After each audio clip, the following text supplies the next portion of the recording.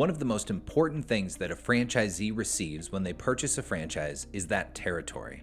Now, a territory is typically defined as an area in which the franchisee can conduct business under your marks using your system. While there are many different types of territories, the consistent feature of each and every one of these territories is that it must be designed in a way to maximize the franchisee's ability to build a good business while maintaining the franchisor's ability to make sure that they don't undersell or oversell the market. For the franchisor, the territory limits the area that the franchisee can operate in so that the franchisor knows that there's good coverage with their brand in the market. And for the franchisee, it clearly outlines the areas in which they should go deeper and deeper with their business development.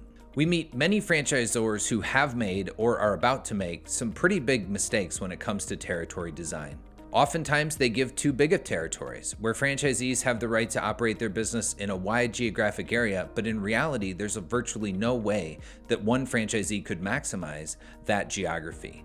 For others, they carved the territories too small, forcing franchisees to compete with their neighbors, or simply not giving them enough room to grow a successful business. As a franchisor, your eventual exit value will be based on EBITDA, and most of the revenue generated from your system will come from franchisee royalties. If you design your territories in a way where franchisees cannot drive enough revenue, their royalty streams will be too small.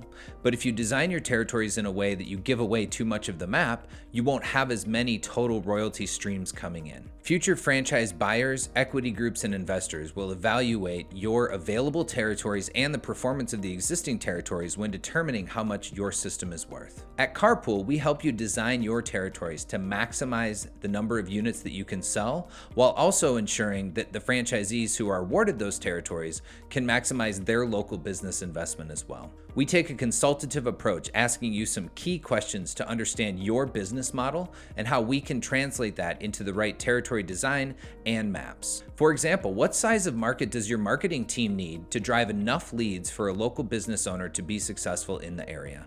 Which demographic variables are the most critical to predicting success? For some businesses, it's simply households. For others, it's households with certain income levels. For some businesses, it might be how many kids are in a market. For others, it might be how many pools are in a market. There are thousands of demographic variables that you could choose from, and in conjunction with an industry-leading mapping software and our experienced CarPool success coaching team, we can help you determine which of those variables will be the most valuable to predict franchisee success. Another often overlooked element of territory design is, how do I know which territories we've sold, and how do I know how many territories are available? The demographic mapping software that we work with is accessible both to you as the brand and also to our support and coaching team. We will ensure that you have available territory when a consultant submits a territory check or when an organic lead comes into your pipeline. We will also keep a detailed and accurate list of which states you're registered in so that you can sell territories, and which states you may not yet be registered in or you may not want to start selling franchises in at this point in your business's development. Your territory might be based on a radius from a location. It might be based on a series of zip codes. You may have territories that are determined by city boundaries or county boundaries or even state lines.